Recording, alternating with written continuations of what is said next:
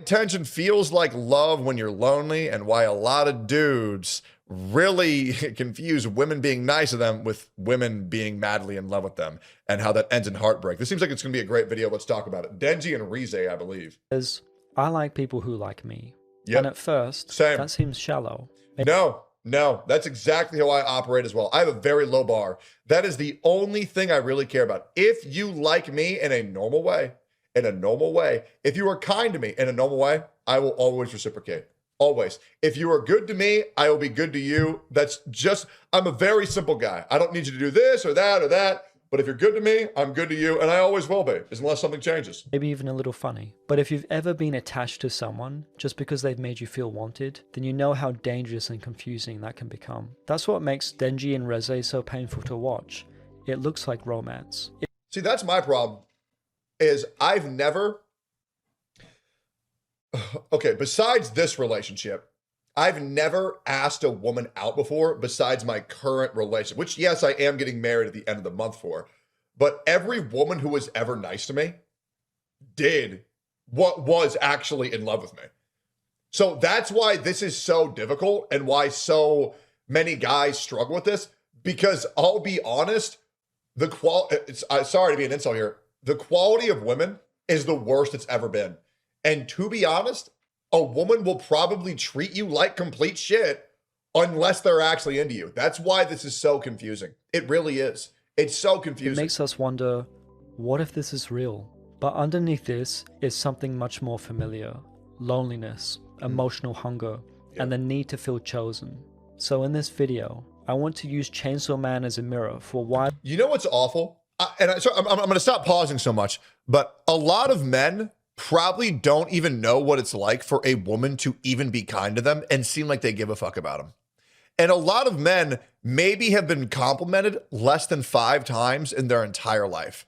And I bet you they remember every single one. Whereas women get complimented nonstop and put on a pedestal. It's honestly very hard to find love as a man. There's a lot of difficulties that they suffer, and they don't talk about it because so many men bottle up their feelings and they're stoic about it. Whereas a lot of women get rewarded because they're open and they express themselves. But a lot of men suffer in silence about this. We get attached so easily, why we mistake attention for love, and how to notice that feeling before it turns into a fantasy. Before we go any further, I'm Alex. I'm training in wellness coaching, and this channel is about using anime to turn self-awareness into small, meaningful changes. I love that. So the first thing that Denji shows us is what happens when attention starts to feel like proof. Denji is not simply chasing attention. He is starving for the love of being wanted. So when someone gives him warmth, attention, or affection, it can go from simply a good feeling to evidence that he matters. People are generally focused on their lives, but when you already feel unseen, silence can start to feel personal, and that we aren't worth holding someone else's attention.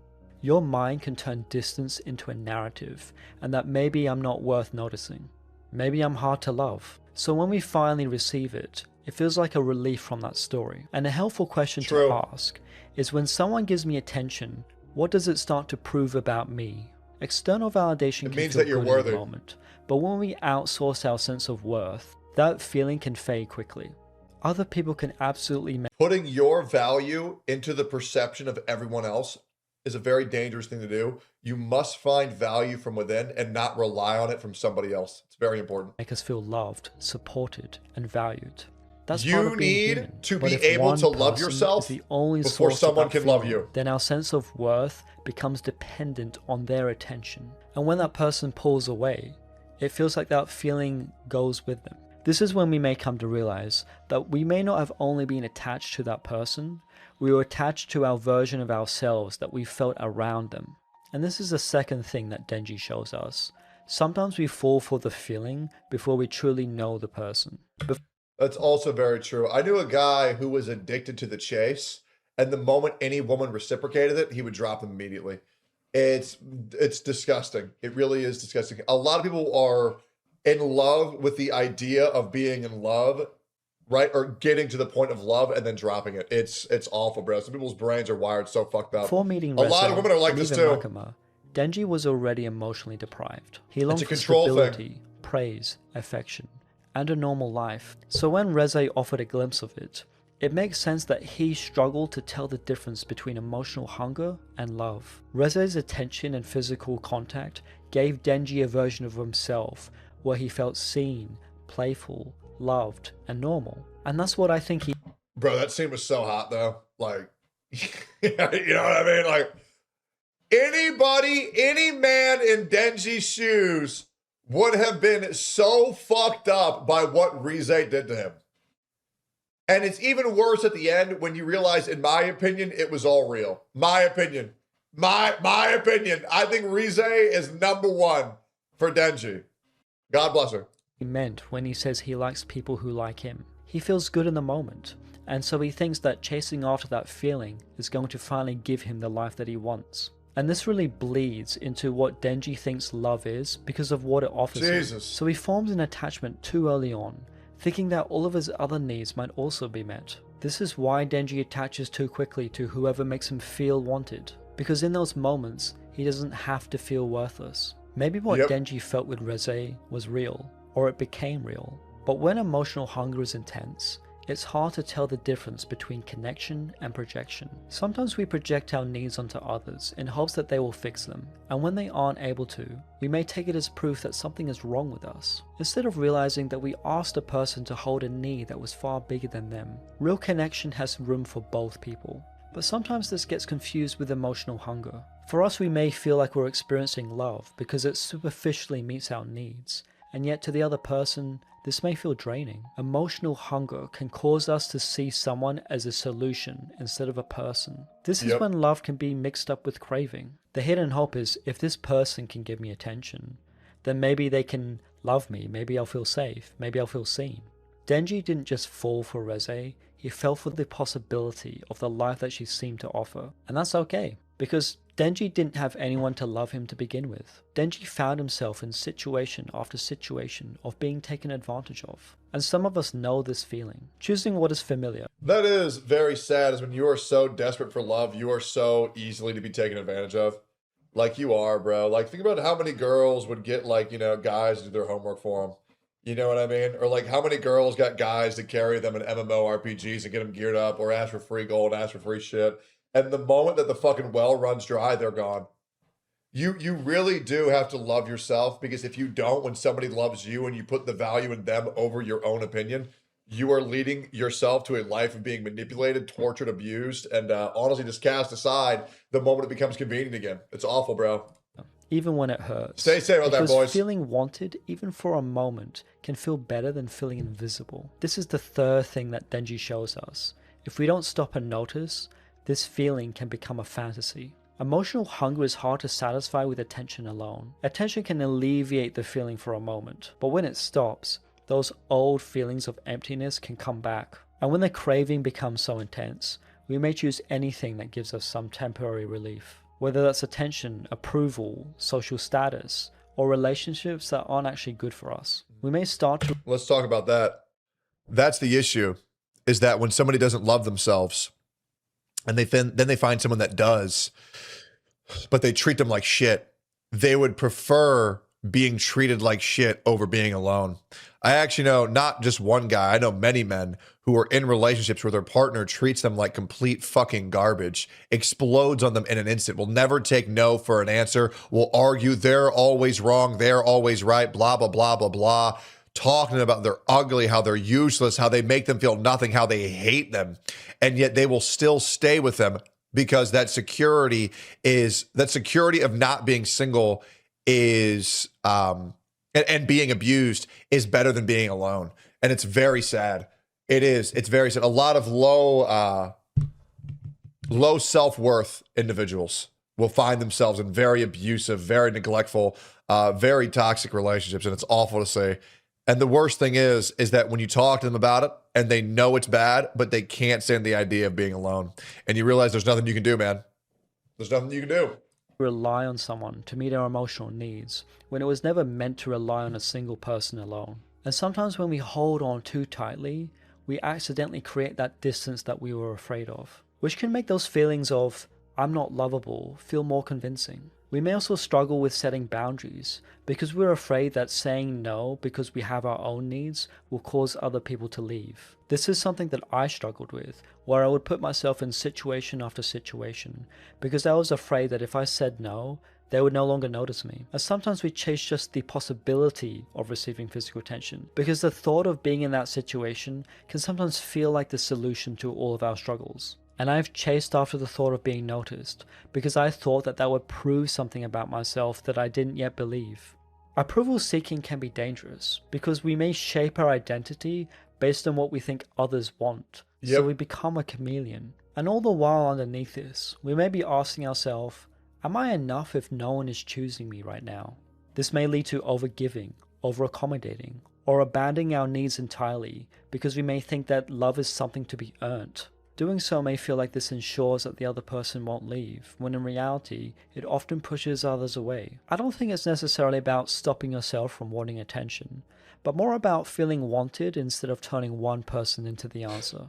So here are some ideas that you might find helpful. You could practice being honest about your needs with people who you already trust. Having a healthy connection can give both people room to be imperfect and to be honest. It can change that narrative from I need to be perfect to be accepted to I'm already accepted as I am. What might also help is to build a healthier self-image that doesn't feel forceful.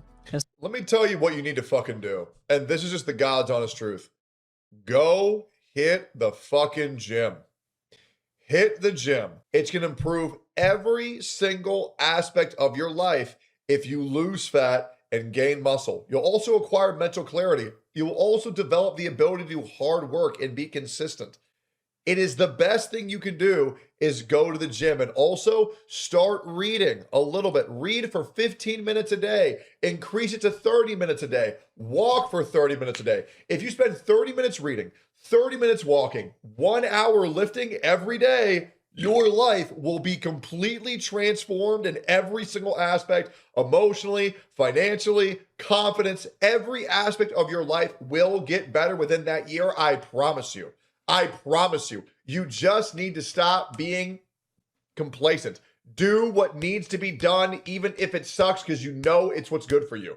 Erling Haaland said, "It sucks, it hurts, but I do it because it's good for my body." And he's one of the greatest soccer players of all fucking time. It sucks. It sucks. It sucks. But it's going to get you to where you need to go. So get off your ass, start lifting, start walking, start reading. It will really benefit you. No way you're quoting the soccer guy? Oh, dude, Erling Haaland's the man. Instead of forcing yourself to believe that I am worthy, you could ask yourself, what is one small action today I could do that would help me to respect myself a little more? Wrong. Wrong.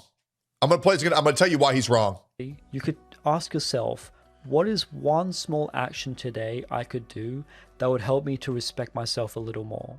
I'm going to tell you some God's honest truth. And this is the reality.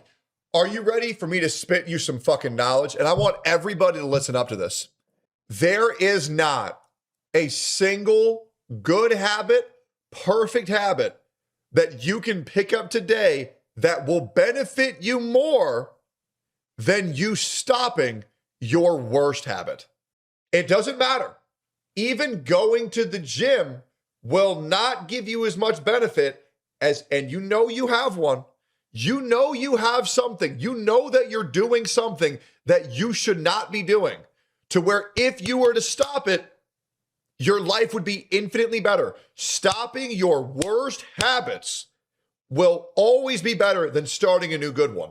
So eliminate 1, 2, 3 things you know you should not be doing.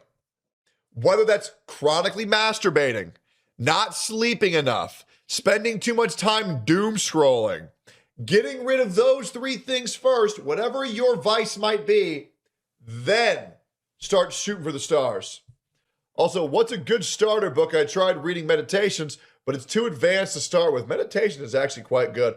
You can try Letters from a Stoic. That's also a great one. It's a very good book to start with. But also just books that I recommend reading are find something that you want to be better at and then go into Grok or ChatGPT and Google or Grok, best book to read if I want to do this, and then read that book. Like, so for example, all I want to do is be a good father. So I'm currently reading the #1 book in the world on how to be a better father and, even more importantly, a better partner. Because you want to serve your partner in front of your children so they can see what a healthy relationship looks like and they can follow by example. It's very important. Find what you want to improve in. Like, for example, I want a better emotional control, so I started studying Stoicism. I want to be a good father, so I started reading books. It's great. I highly recommend reading. It's a lot of fun. And what's even better is if you just read it out loud to yourself or to a buddy, it'll also help you be a better orator, and being a better speaker will also improve every aspect of your life, because when you can sound smart, when you can speak for hour upon hour upon hour upon hour and speak fluidly and fluently, it will really help people understand that you aren't retarded, or help them find that out even faster. Who knows? What's one small part of this that you could change to soften your attitude about yourself? For me personally, I found that just spending time with music helps a lot. I used to attach music to ego and achievement, which became painful. And when I gave myself permission to enjoy it without having to be good, it immediately took all of that pressure off. And that helped me to start to build a healthier relationship with myself. Another thing that might help is to notice what happens when the attention stops. Does your mood drop? Do you start chasing? Do you start building a narrative? What could also help is to start to name the need underneath the attachment. Yeah, like, so for example, I'll open up to you guys about something that I'm struggling with right now. And my career financially is the best it's ever been, but I am really trying to detach myself from being so chronically online, because I am chronically online, and sometimes I struggle to be in the moment. And I've missed a couple of things that break my heart every single day. And it's small things, but like sometimes I have a very simple, very beautiful, very normal wife. I do. Sophia is a blessing because she's just a normal, nice girl. She is. Does she have things she's struggling with too? Of course. But one of the things she really enjoys is she loves watching nature. She loves watching animals. She loves watching the birds. And there's been a couple of times where it's very simple. She'll just say, "Oh my God, look at what Joe's doing, my cat." Or "Look at what Eggy's doing, my other cat." Or "Look at what Mango's doing, my dog." Or "Yo, look at those birds." And it'll only be for a moment, but it takes me a couple of seconds to detach myself from what's happening online. And I wish I could just be like, "Oh, really?" But sometimes I get so absorbed, I miss those little moments of Mango doing something funny or a bird being cute. And I wish I could connect more with the real life. So I am trying to limit how much social media I consume. But it's very hard. I'm very addicted because I had to be for a career. But I don't want the internet to be my entire life. So I've been taking steps on this for well over a year now, and it's something that I work on every day. I really try to detach myself from being chronically online too much. The only time I'm ever okay with like absorbing myself is if I'm feeling that I'm listening to something or someone that is going to lead to the betterment of myself. My problem is that when I get chronically addicted to scrolling and being like, "Look at that. Oh, there." Like, look at that. Another guy said the N-word. Like, it's just too much. And like, it's not doing anything for me. But like when I'm watching something that I think can resonate with me, help me grow, help me think, help me change for the better, I'm down to be absorbed. But getting absorbed into doom scrolling content, I'm literally just making myself retarded. Is the thing beneath the thing? Because the danger of not recognizing is like being in a desert where you're constantly moving towards a mirage that is forever out of reach. So recognize where that craving may come from. Is it connection, reassurance, excitement, safety, or maybe self-respect? Naming the need may bring up shame, but the need itself is not shameful. Wanting connection does not make you weak, it just makes you human. And being honest about it takes courage. If this helps to hear, recognize that it's not your fault. How could you have known any better if you didn't have the right kind of support? If you feel judgment towards yourself. Oh, somebody says, "I'm kind of just cooked, but I don't care. I haven't had any attraction to any specific girl in any real life so long and don't get any attention. So it's kind of peaceful, but I know I'm missing out." Listen, man, if you think you're content being alone forever, that is completely your prerogative. But I want you to really think, are you actually okay with never having a legacy, never having a family of your own, never having companionship? Or is it fleeting thoughts because you want to reject everybody else before you yourself get rejected?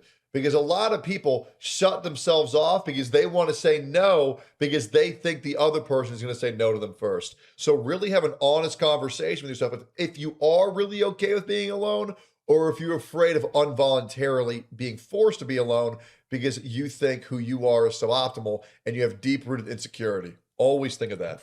Then think about Denji. He was homeless, in debt to his late father, and he had no form of love and support. Do you blame him for not being able to set appropriate boundaries with others? Do you blame him for mistaking attention for love when he's constantly being manipulated? Do you blame him for seeking out love at all? If I'm guessing, no. Because we understand why he reaches out for it so quickly. Emotional hunger is very common. Yep. So if you notice how it manifests and the thing beneath the thing, you could ask yourself, what does this tell you about the kind of support that you actually need? If the need is connection, then the next step might not be to chase someone harder. Instead, recognizing this might create opportunity for connection. Reaching out to a friend, joining a club, or going somewhere with no pressure or having to choose. What helped me with naming the need is that it demystified my mind and it generated an opportunity of ways that could better support my life because now I knew what I needed and I could do something about it.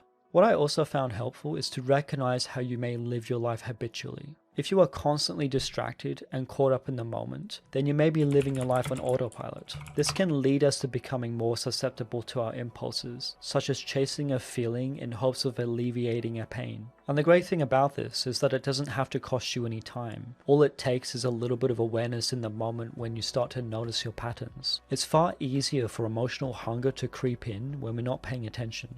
And if you live your life habitually, sometimes you may be merging yourself with your thoughts and emotions. Your thoughts and emotions are not you. If your thoughts are telling you, I'm worthless, I'm unlovable, then you may start to believe that they're right. But it's just a mental habit. It's a pattern in your mind that is repeated so many times that it becomes identity defining.